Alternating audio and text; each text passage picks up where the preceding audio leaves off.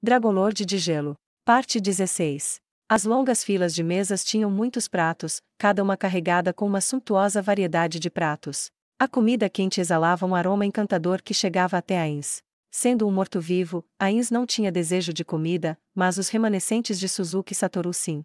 Seu desejo de experimentar um pouco juntamente com sua curiosidade sobre como seria o gosto o atormentaram. Este corpo tem seus pontos fortes e fracos. Ele poderia conter sua fome, mas não sua curiosidade. Afinal, a curiosidade era parte de sua mente que não fora afetada por seu corpo. Se os pratos à sua frente fossem feitos pelos chefes de Irrantel ou Nazarick, talvez não teriam despertado sua curiosidade, mas estes eram feitos por anões. Os ferreiros rúnicos levariam suas famílias inteiras para o reino feiticeiro, eles tinham suas esposas, mães, filhas e outras parentes do sexo feminino para cozinhar para o evento.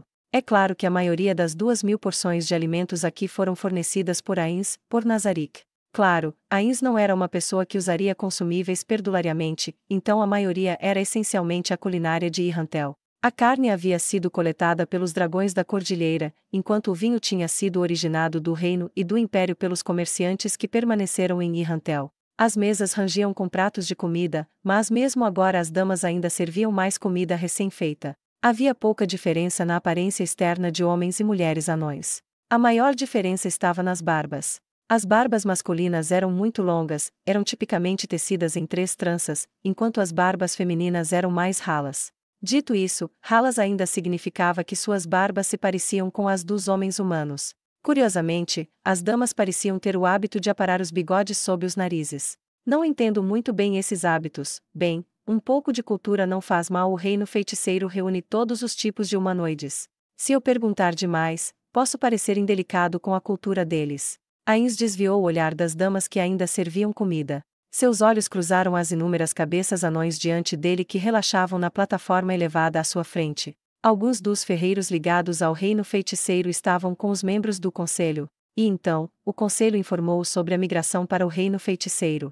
Começou. Assim parece. A resposta veio de Gondo, que ficou do lado de Ainz. Você é o representante deles. Tudo bem se não ficar lá na frente. Sem essa, Vossa Majestade. Eu sou quase inútil como um ferreiro rúnico. Seria uma pena deixar alguém como eu representá-los, e o senhor, não seria uma escolha melhor, Vossa Majestade. Ainz e Gondo se encararam por um momento, e então riram. Naturalmente, Ainz simplesmente não queria ficar no palco para conhecer e cumprimentar as pessoas. Suas palavras anteriores foram simplesmente algo que ele havia falado por falar.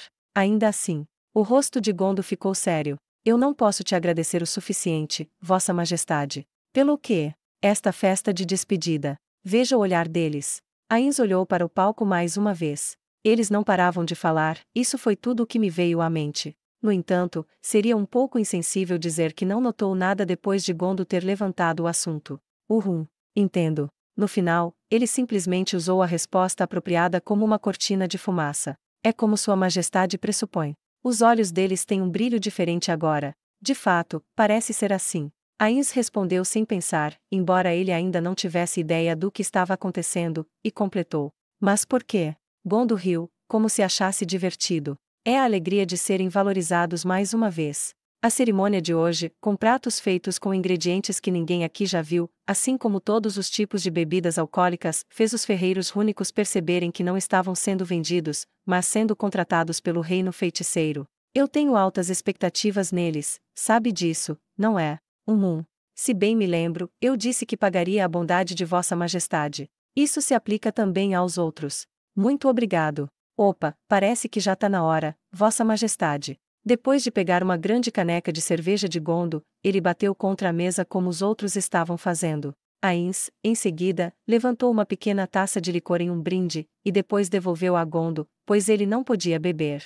Os anões, que estavam se segurando por todo esse tempo, entraram em atividade. Muitos se aglomeravam em direção à comida, engolindo a saliva sem parar ao ver os pratos em exibição. O que é isso? É bom demais. Tem certeza que foi sua esposa que fez?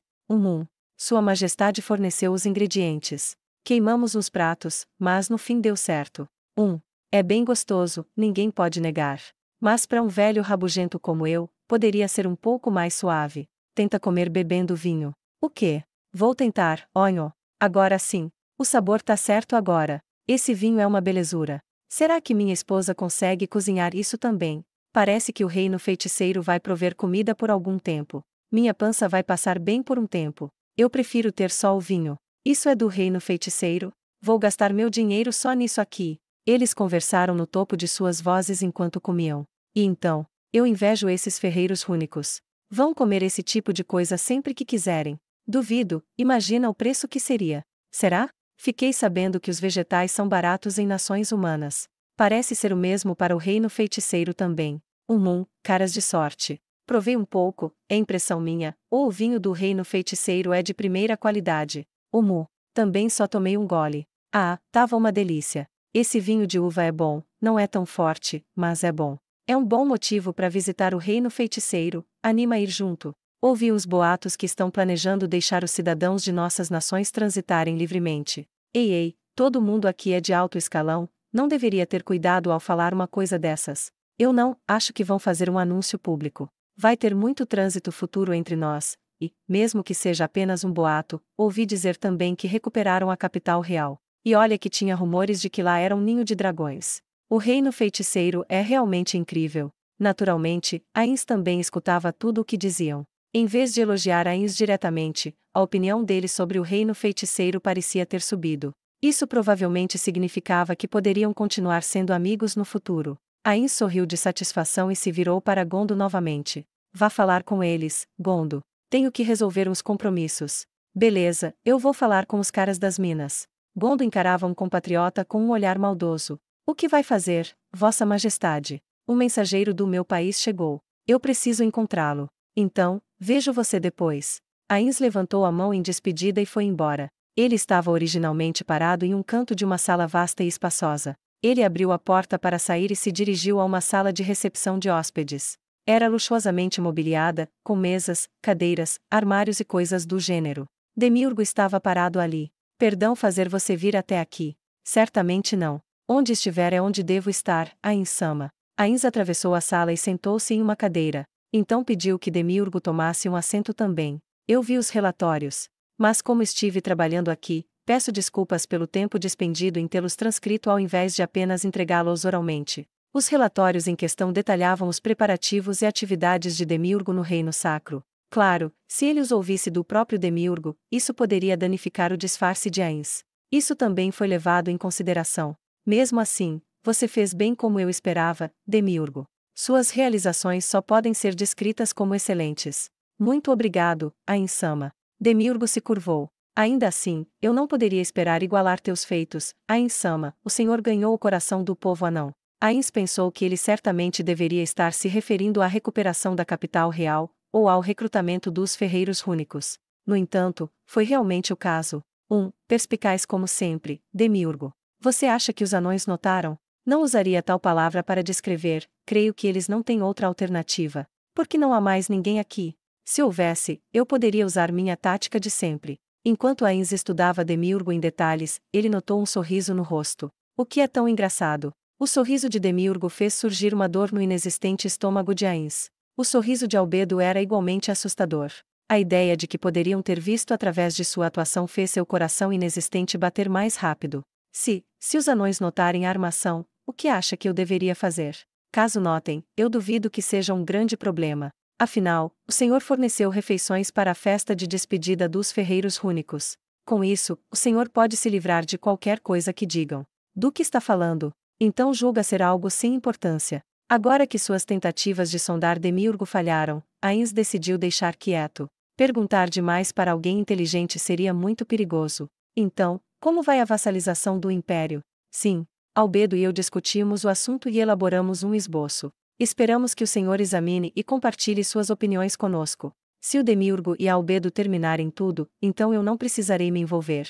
Pensou Ains, mas não disse. Você deu ao Império benefícios satisfatórios. O suficiente para que os países vizinhos olhem para o Império e pensem, a vida será boa para nós quando nos tornarmos vassalos do reino feiticeiro, ou algo nesse sentido. Exatamente como o senhor presume. Ains murmurou ótimo em seu coração. Nesse caso, ele poderia aprovar sem sequer olhar para o rascunho. Ainda assim, Ains-sama. Suas conquistas no Reino Anão e no Império foram realmente de tirar o fôlego. Acredito que o termo sabedoria insondável exista para descrevê-lo, Ains-sama. Certamente não. Estou confiante de que poderia ter feito isso facilmente, Demiurgo. Demiurgo revelou uma expressão rara, um sorriso azedo. Então, balançou a cabeça. Talvez em menor escala. A propósito, até onde o senhor previu o curso do reino feiticeiro? Nem sei o que será dele amanhã. Mas claro, ele não podia dizer isso. Ain se perguntou que tipo de resposta se encaixaria no estilo de um regente. Só então, ele se lembrou de um nome de guilda de Yggdrasil. Era chamada de Reino Millennium. Se realmente o reino feiticeiro puder durar milhares de anos. Talvez tenha sido por causa desse pensamento, mas uma memória relevante veio à sua mente. Ele não tinha ideia do motivo pelo qual o emblema da guilda era o de um Grow, e por isso perguntou a Yamaiko o motivo. Depois disso, ela disse que era porque um Grow da Manchúria vivia por 1000 anos de acordo com a mitologia. Da mesma forma, as tartarugas viveriam por 10.000 anos. Ains franziu a testa quando as palavras saíram. Ele acidentalmente exagerou a escala. Assim que Ains apressadamente olhou para Demiurgo, com a intenção de se corrigir, ele percebeu que já era tarde demais. Pensar que seus planos eram de um alcance tão grande. Os olhos de Demiurgo se arregalaram, e suas pupilas parecidas com joias brilhavam ainda mais. Fiz merda, eu me expres. Sendo esse o caso, coisas como espalhar os mortos-vivos devem certamente encorajar as outras nações a confiar no Senhor em vez de ver nossas tropas com elementos perigosos, Ain-sama. Essa deve ser a resposta certa para alguém que vê o mundo de um ângulo tão amplo, e pensar que a transcendência de seus pensamentos estavam. Ains não sabia o que estava dizendo, mas sabia que só havia uma coisa que poderia dizer. Muito bem, Demiurgo, você antecipou completamente meus planos, como eu esperava. Contudo, ele não podia usar essa tática o tempo todo. Portanto, desta vez, ele diria: Fufufu, isso não é nada demais, Demiurgo. Mesmo que o diga. Meu senhor, eu gravarei essas palavras em meu coração. Ao ver o sorriso gentil de Demiurgo, o coração de Ains transbordou de suor frio. Mas o quê? O que está acontecendo? Eu não tenho ideia, mas minha situação agora é ainda mais precária. Entretanto, Ains não havia pensado em nenhuma solução. Então, ele teria de lidar com isso com um sorriso falso. Fufufu, conto com você, Demiurgo. Fufufu, entendido, Ain-sama. Em contraste, o sorriso de Demiurgo brilhou ainda mais do que antes. Mesmo que quisesse chorar, Ains conseguiu se recompor o suficiente para fazer uma pergunta em uma voz trêmula. Então, Demiurgo, sobre o relatório que me enviou, quando acha que acontecerá? Começará no outono, peço perdão antecipadamente por incomodá-lo, o senhor precisará se envolver no inverno, Ain-sama. O começo deve correr como previsto, mas, assim que a oposição fizer o mesmo movimento, pode haver algumas discrepâncias, mesmo que consigamos manipulá-las. Como foi algo que planejou, Demiurgo? Eu posso deixar que lide com isso sem me preocupar. Agradeço pela confiança, Ain-sama. Quanto à questão da vassalização do Império, eu escutarei em detalhes quando retornar. Poderia me dar uma cópia do plano primeiro, imediatamente. Enfim, estou ansioso para saber como seu projeto se desdobrará, Demiurgo.